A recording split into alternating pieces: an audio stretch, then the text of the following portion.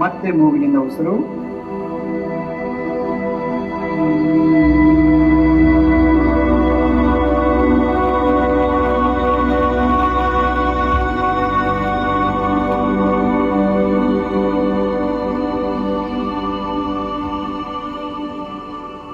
ಮತ್ತೆ ಶ್ವಾಸವನ್ನು ತೆಗೆದುಕೊಳ್ಳಿ.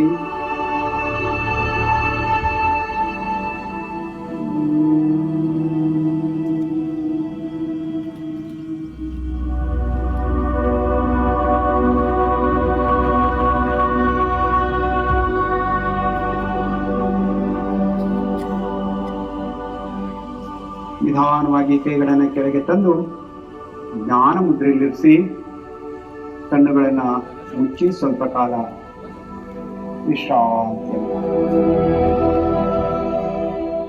ಭ್ರಾಮರಿ ಮನದಿನ ಭ್ರಾಮರಿ ಅಭ್ಯಾಸ ಮನದಲ್ಲಿಯ ದುಗುಡ ತಲ್ಲಣತೆಗಳನ್ನು ದೂರ ಮಾಡ್ತದೆ.